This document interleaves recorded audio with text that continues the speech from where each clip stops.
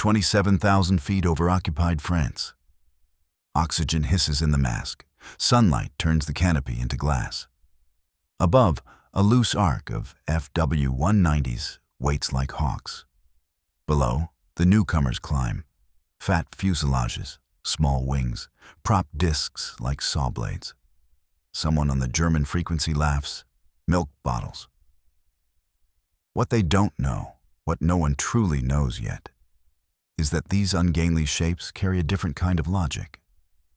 Not the turn and twist duel Germany perfected, but mass and altitude and raw horsepower traded for a new rule. You don't dance with the enemy. You fall on him. In minutes, 8 heavy machine guns will speak together, and a pattern of converging fire will erase aircraft the way a tide erases footprints. On paper, the P-47 is too heavy, too slow to climb, too blunt to turn. But paper doesn't feel 2,000 horsepower pushing a turbo that still breathes at 30,000 feet. Paper doesn't know how fast a 7-ton fighter falls when you roll it over and point it at the earth. This is the day the jokes stop. The day laughter turns into radio calls that end mid-sentence. The day the Luftwaffe meets a fighter that doesn't have to be pretty to win. Only high, fast, and ruthless. By the spring of 1943, the air war over Europe had become a cruel arithmetic problem. Germany's Focke-Wulf 190s and Messerschmitt 109s still ruled the mid-altitudes. Every American bomber that crossed the Channel did so under the certainty that something sleek and gray would dive out of the sun to meet it. At the time, the new American escort fighter, the Republic P-47 Thunderbolt, looked like a joke. Even its pilots called it the Jug. It was enormous, with a blunt nose, stubby wings, and a sound like rolling thunder when it opened the throttle. To German pilots used to the elegant lines of the Focke-Wulf, it looked like a beer keg with a propeller. But deep inside that beer keg was an engine that rewrote the rules. The Pratt & Whitney R2800 Double Wasp, an 18-cylinder radial monster that could push more than 2,000 horsepower. It fed a turbo supercharger so advanced that it could still breathe thin air at 30,000 feet, long after German engines began to choke. Early missions went badly. Thunderbolts were fast in a dive, but slow to climb. Pilots accustomed to agile dogfights tried to turn with the Luftwaffe and paid for it with their lives. Ground crews cursed the size, the weight, and the fuel thirst of this so-called escort fighter that could barely make it to the target and back. For months, it was dismissed as an engineering blunder, an overbuilt brute that could never win against Germany's refined fighters. Then came a change in thinking. American pilots began to realize the Jug's true gift wasn't elegance. It was momentum. It could dive like a falling safe and pull out clean.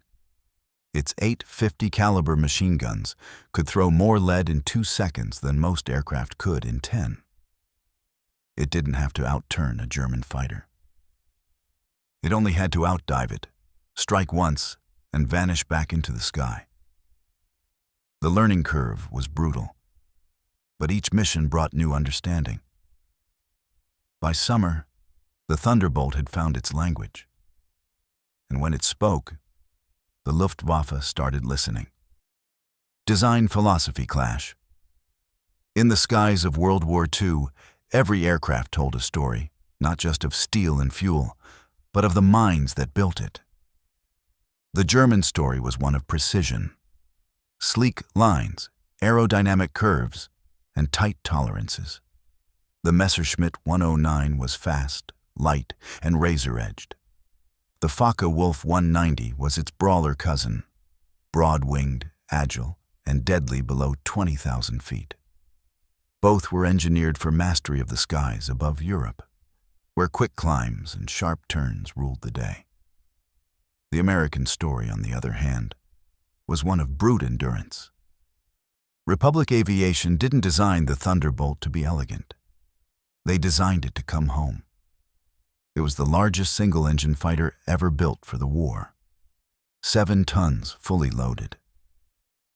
Its fuselage was built around the massive Pratt & Whitney R-2800 radial engine, with the cockpit placed high above a long belly stuffed with armor and fuel.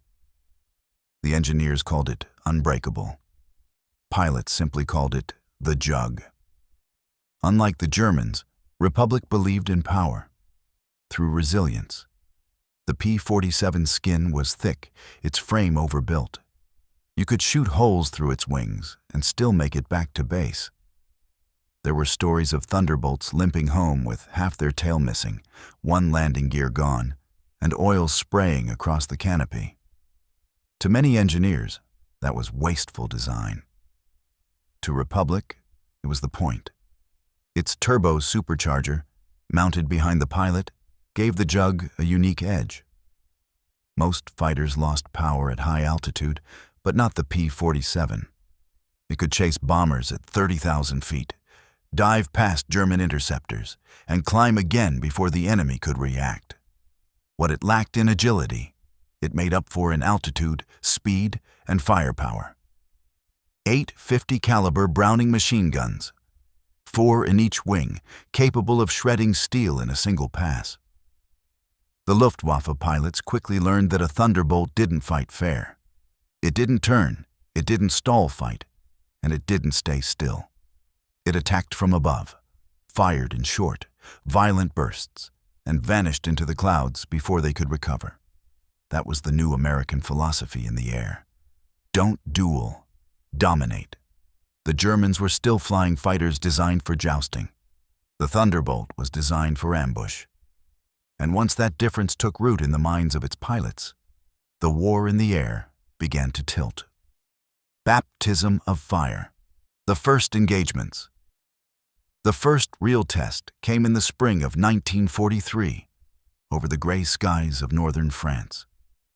Dozens of Republic P-47 Thunderbolts climbed through broken cloud, heavy with fuel and expectation. Their orders were simple: escort the bombers, keep them alive, and if possible, bring everyone home. But that day, the Luftwaffe was waiting. High above Rouen, the German radar had already tracked the incoming formation. Controllers at the command post gave the order: Abfangen, intercept. From their bases near Amiens and Abbeville, squadrons of Focke-Wulf 190s rose into the thin air. They were fast, they were confident, and they had fought this battle 100 times before. They expected easy prey.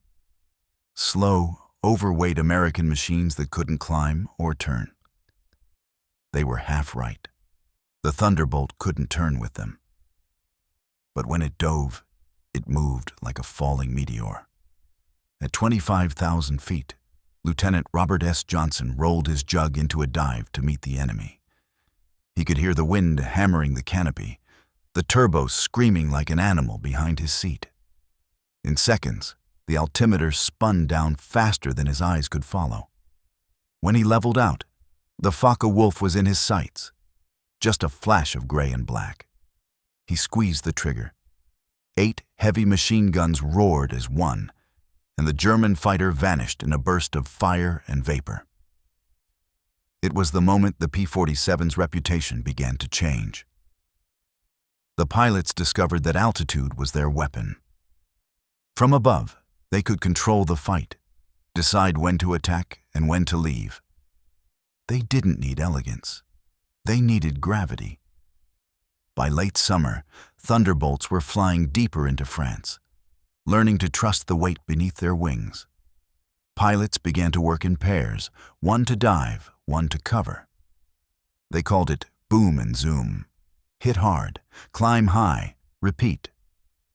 The Luftwaffe, once so confident, started calling them something else: the Jugs that fell from heaven. Because when a Thunderbolt appeared above your canopy, it was already too late. The jokes were gone.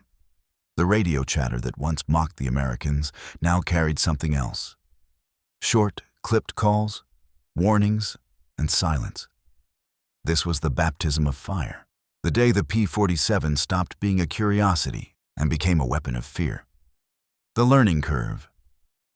The early victories of the Thunderbolt didn't come easy. For every German fighter that fell burning through the clouds, there was an American pilot who didn't make it back. The P-47 was fast and tough, but it was also unforgiving.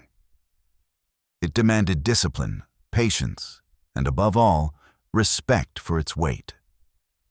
At first, new pilots treated it like a lightweight dogfighter, trying to twist with Focke-Wulfs and Messerschmitts. That mistake killed more Thunderbolt pilots than enemy fire. The aircraft could not turn sharply without bleeding altitude and speed. In a sustained turn, it was like fighting gravity itself. But once pilots learned to dive, fire, and climb instead of turning, survival rates shot up, and so did German losses. The 8th Air Force began to codify this new doctrine. Instructors drilled into rookies a simple mantra: never turn with a German. Hit him once, then get out. Each mission refined the tactics further. Wingmen began using the slash attack, diving from above at full throttle, firing for 1 or 2 seconds, and peeling away before the enemy could recover. It wasn't graceful, but it worked. The P-47 became the spearhead for high-altitude escort formations. When bombers crossed into German airspace, Thunderbolts flew above and ahead, waiting for interceptors to appear. Their job wasn't just defense, it was intimidation. The Luftwaffe began to notice that every time a group of Thunderbolts appeared, they lost aircraft before they could even close with the bombers. As experience grew, the kill-to-loss ratio improved dramatically. In mid-1943, P-47 groups were still learning, averaging roughly 1 kill for every loss. By late 1944, veteran units like the 56th Fighter Group, Zemke's Wolfpack, were achieving kill ratios of 10-to-1. And that didn't happen by chance. It was a product of brutal trial and error, thousands of sorties, hundreds of lost aircraft, and lessons written in smoke and blood. Every return flight carried new data. How fast the Jug could dive before compressibility set in, how to recover from a high-speed dive, how to time the attack so the guns converged perfectly at 300 yards. The learning curve was steep, but once mastered, the P-47 became the most feared high-altitude predator over Western Europe. Even the Germans began to acknowledge it. Captured Luftwaffe pilots told interrogators, "The Jug dives like a stone and climbs like a rocket after it." The day the Luftwaffe stopped laughing didn't come from one mission. It came from hundreds, each one hammering home the same lesson. The Americans had learned how to fight their war their way. The turning point, the mission that changed everything. By the summer of 1943, the Thunderbolt had proven it could fight. But the true test, the moment that would define its legend, came on August 17, 1943, during a mission few thought possible. 2 waves of American bombers, one bound for Regensburg, the other for Schweinfurt, set out from England before dawn. Their objective: cripple Germany's fighter production by hitting the Messerschmitt factories at Regensburg and the ball-bearing plants at Schweinfurt. Together, these were the beating heart of the Luftwaffe. It was a bold plan, but dangerously thin on escort coverage. The Republic P-47 Thunderbolts were assigned to fly escort for as long as their fuel allowed, roughly 150 miles into occupied Europe. After that, the bombers would be alone. At 6 a.m., the first formation crossed the channel. Thousands of silver aircraft, B-17 flying fortresses, moved east in tight formations, their engines droning like distant thunder. Above them, the Thunderbolts flew in loose sweeps, scanning the horizon for specks of black and gray. It didn't take long. Near the Belgian border, radar stations from the Luftwaffe's Jagddivision II picked up the formation. Over 100 German fighters took to the air. Focke-Wulf 190s, Messerschmitt 109s, and even twin-engined Messerschmitt 110 Zerstörers, armed with rockets. The battle that followed was chaos. 30 minutes of sky-shredding violence. Thunderbolt pilots dove straight into the enemy formations, spraying heavy machine gun fire at impossible closing speeds. One Jug pilot described it later. "You don't aim in those fights. You fill the space where he's going to be and pray you guessed right." Captain Walker Bud Mahurin, flying with the 56th Fighter Group, shot down 3 enemy aircraft in a single pass before losing his canopy to shrapnel. He flew home half-blind, oxygen roaring into his face, tracing contrails of blood inside the cockpit. Another pilot, Lieutenant William Dunham, emptied all 8 of his .50 calibers into a Messerschmitt at close range. The explosion tore the German plane in half. When the Thunderbolts finally turned back, they left behind a sky littered with falling wrecks, German and American alike. The P-47s couldn't follow the bombers all the way to the targets, but their attack had smashed the first wave of interceptors and given the bombers the breathing room they needed to reach Germany's industrial core. By the end of the day, 59 B-17s had been lost, a staggering toll. But the Luftwaffe's own losses were even more crippling. It was a wake-up call that rippled through German command. The Americans were no longer sending weak escorts or untrained boys. They were sending men who could fight and machines that could not be ignored. The mission's cost was horrific, but it proved something vital. The P-47 Thunderbolt could hold its own against Germany's best. It was the turning point. The moment the Luftwaffe realized the sky over Europe no longer belonged to them. From that day forward, every German pilot who saw the stubby silhouette of a Thunderbolt on the horizon knew one thing. The fight would be fast, brutal, and short. Evolution of the Jug, from escort to ground attack. By early 1944, the war in the air had changed, and so had the Thunderbolt. New aircraft like the P-51 Mustang were arriving in Europe, with longer range and sleeker lines, perfect for deep escort missions into Germany. The P-47 could have faded quietly into history, but instead, it reinvented itself.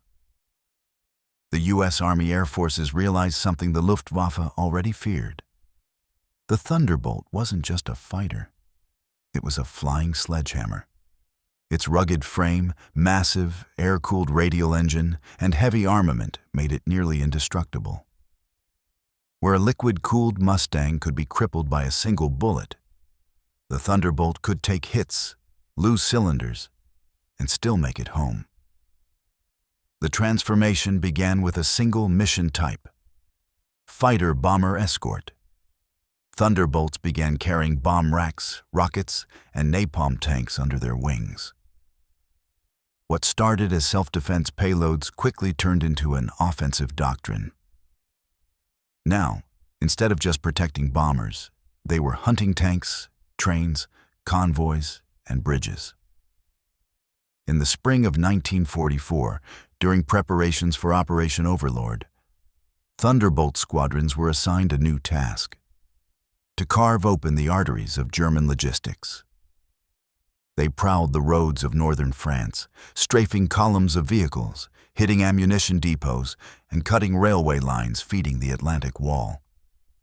To the soldiers on the ground, the sound of the Thunderbolt's engine, that deep, guttural growl, became both a symbol of salvation and terror. For Allied troops, it meant cover. For the German Wehrmacht, it meant annihilation from the sky. Pilots began painting their aircraft with distinctive nose art and invasion stripes.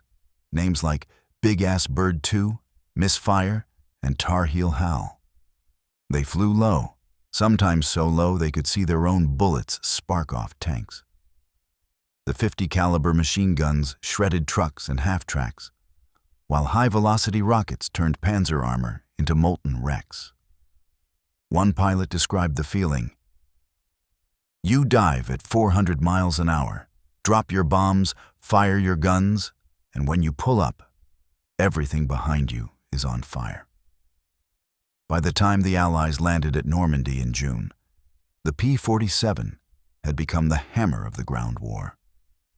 From the hedgerows of France to the Ardennes forest, Thunderbolts struck day after day, flying up to 4 missions a day, a pace no other fighter could endure.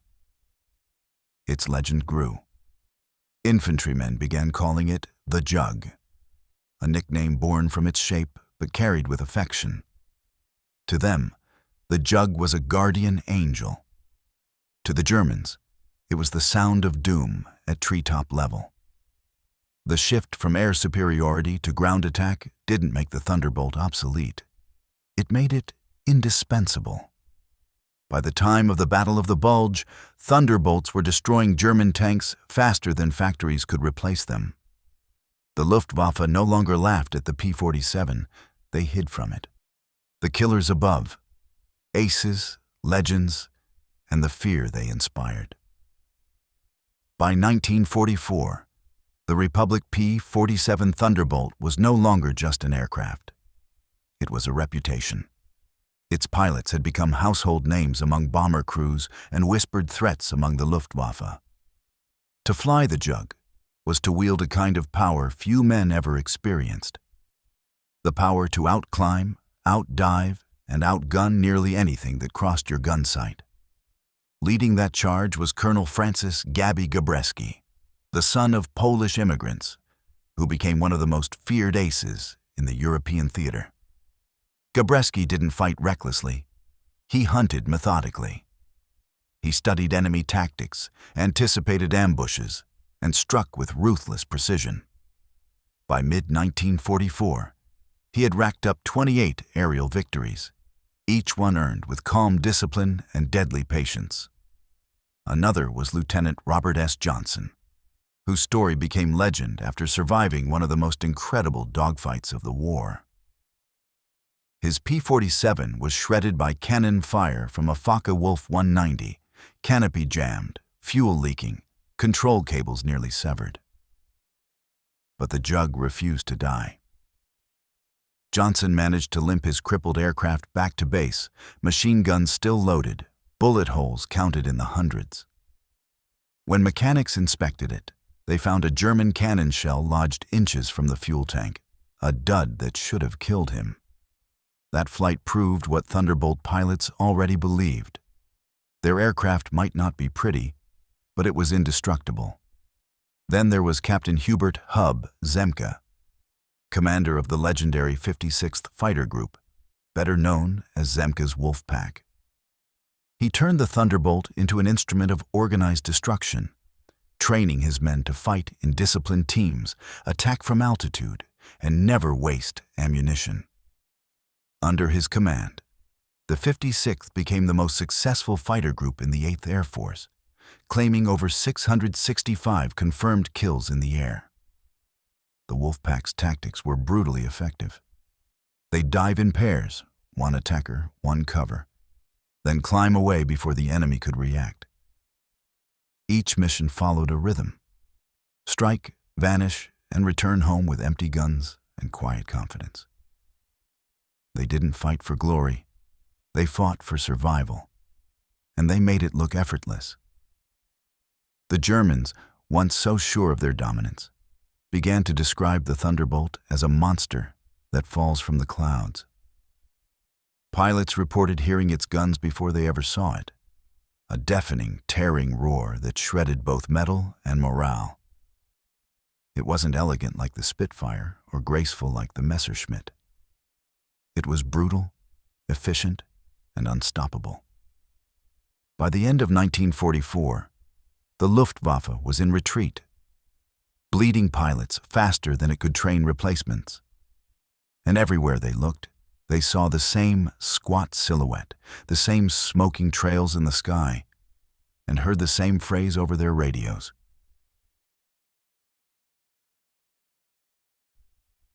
The men flying the Jug had turned fear itself into a weapon. They were no longer underdogs.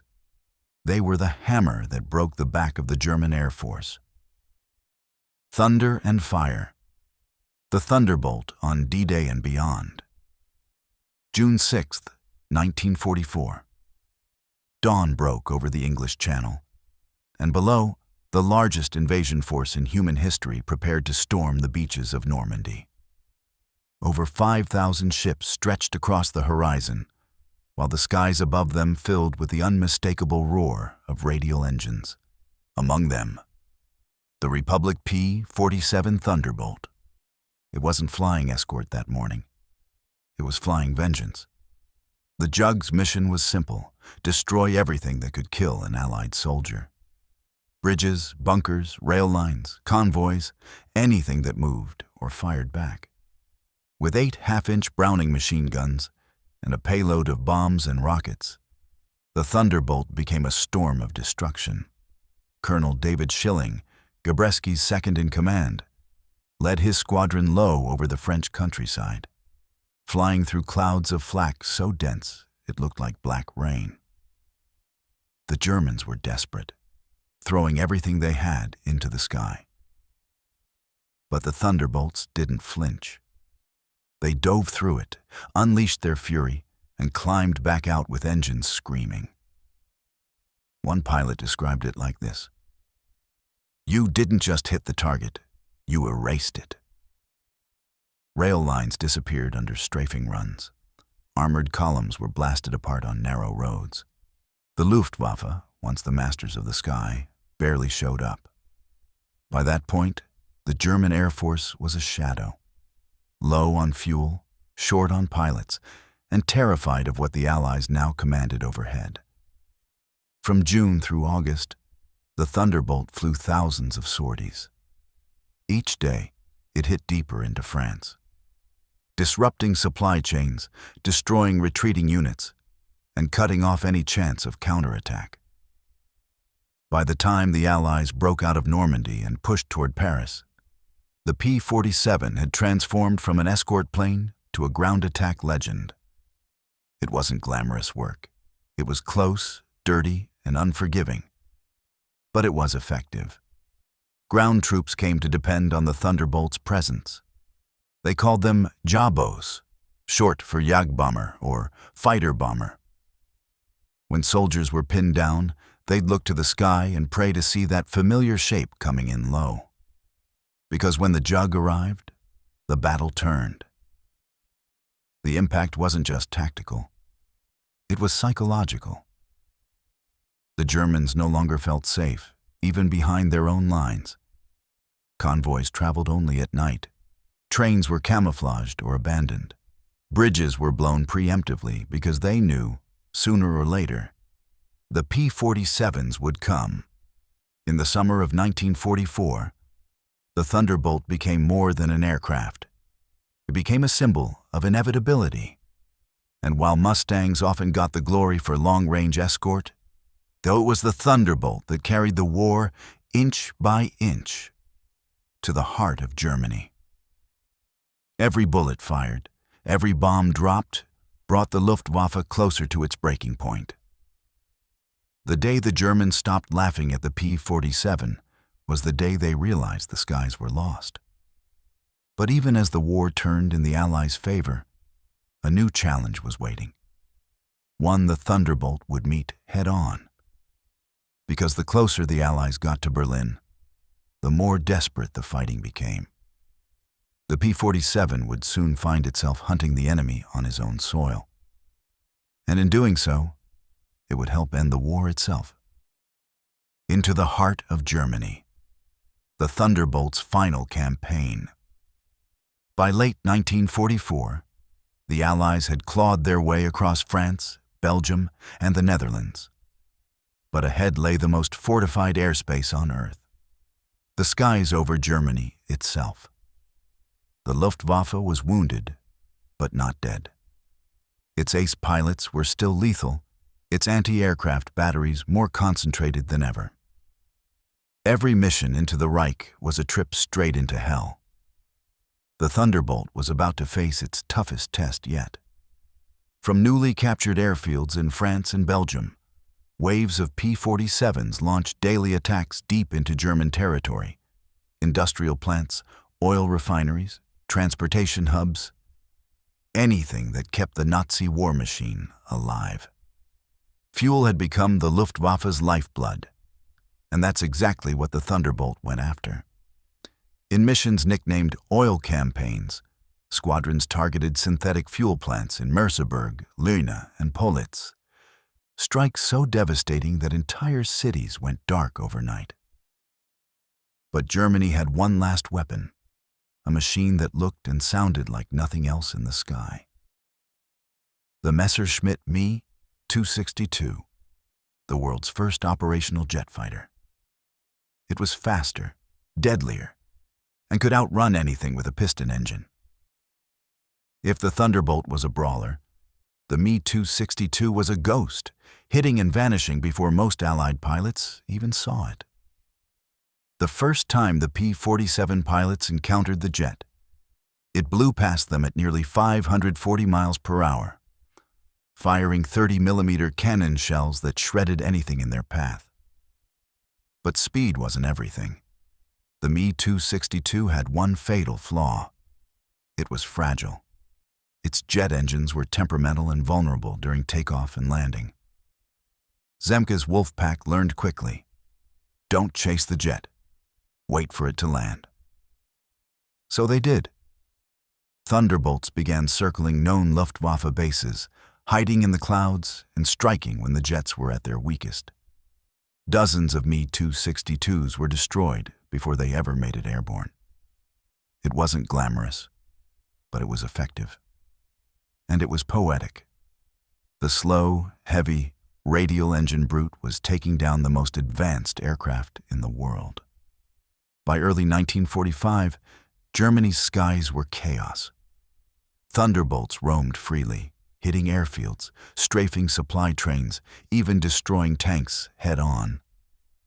Every day, hundreds of sorties launched. Every day, fewer German planes rose to meet them. The Luftwaffe's once feared fighter arm was gone. Its veterans were dead, captured, or too exhausted to fly. In their place came terrified teenagers, barely trained, sent up in worn-out Messerschmitts and Focke-Wulfs, only to be torn apart within minutes. One German pilot, captured after his crash, was asked what he thought of the Thunderbolt. He said quietly, "When you see one, you can fight. When you see 10, you run. When you see 50, you die." By March 1945, the P-47 had helped carve open the Western Front. Its pilots weren't just supporting the invasion of Germany. They were paving the way for it. From the Ardennes to the Rhine, Thunderbolts became the hammer that crushed the last remnants of Nazi air power. They flew through snow, ice, and blinding fog. They strafed convoys that had nowhere left to run. And when Allied ground forces crossed the Rhine, Thunderbolts circled overhead, guardians in the sky, ensuring that no one and nothing could stop the final push to Berlin. By April, the writing was on the wall. The Reich was collapsing, and the P-47 had done exactly what it was built to do: dominate the air, survive the impossible, and end the fight. But even as victory approached, the pilots who flew the Jug knew their war wasn't over yet. Victory and reflection, the legacy of the Jug and the men who flew it. April 1945. Berlin was burning. The once mighty Luftwaffe, the pride of Germany's war machine, was gone, a ghost of its former self. And among the ruins of Europe's cities, one sound had come to symbolize Allied dominance: the deep, growling thunder of the P-47's Pratt and Whitney engine. By the time the war in Europe ended, the Republic P-47 Thunderbolt had flown over 500,000 combat sorties. It dropped more than 130,000 tons of bombs and fired millions of rounds of ammunition. It destroyed 86,000 ground vehicles and claimed more than 7,000 enemy aircraft in the air. But behind those numbers were men. Young, scared, exhausted men who climbed into the cockpit every morning knowing they might never come back. Colonel Francis Gabreski, the top American ace in the European theater, was captured just before the war's end after crash landing in Germany. He spent his final months in a prison camp, listening to Allied bombers pounding the cities above him, including the very Thunderbolts he'd once led. Hub Zemke, the architect of the Wolf Pack, was shot down during a mission and became a prisoner of war as well. When the guards learned who he was, they treated him with a mixture of hatred and respect. Even his enemies knew what his squadron had done to the Luftwaffe. For the men who survived, the end of the war brought mixed emotions. They'd won, but at a cost few could comprehend.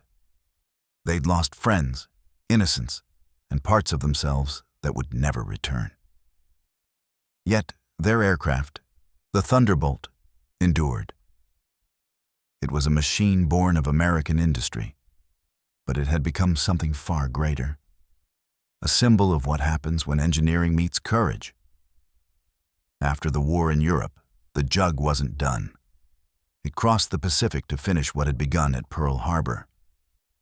Flying with the same stubborn strength, it bombed Japanese supply lines, strafed enemy positions, and covered the final missions over Okinawa and the Japanese mainland.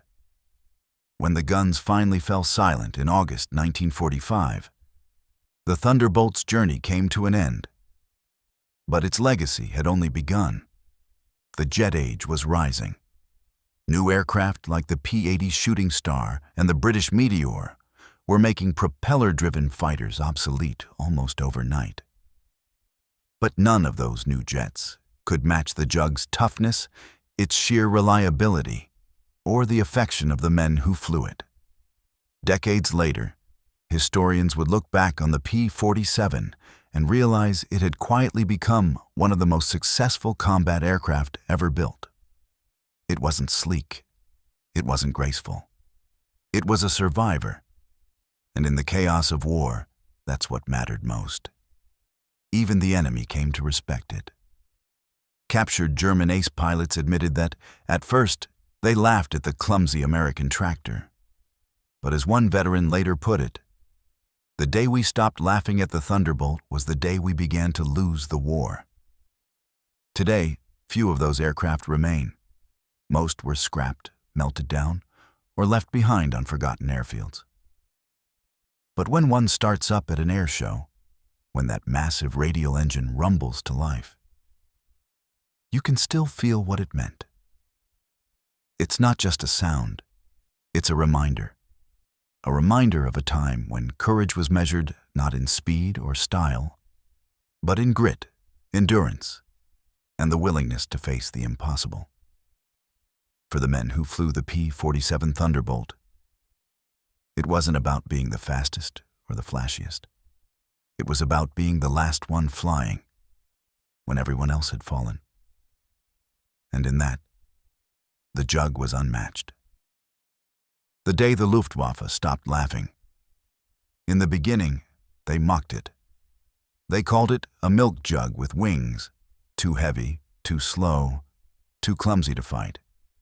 But by the end of the war, that same milk jug ruled the skies. It wasn't the prettiest, it wasn't the fastest, but it was the last plane standing. It could take a hit, climb through flak, and still come home when nothing else could. For the pilots who strapped themselves into it, the P-47 Thunderbolt wasn't just an airplane. It was a promise that no matter how bad the mission got, something out there could take the beating with them. And so, when the war was over, when the Luftwaffe was shattered and the sound of radial engines faded into memory, one truth remained. The day the Germans stopped laughing at the P-47 was the day they started losing the sky. Thank you for watching and listening. We really appreciate it. Please consider subscribing, liking, and even sharing this video.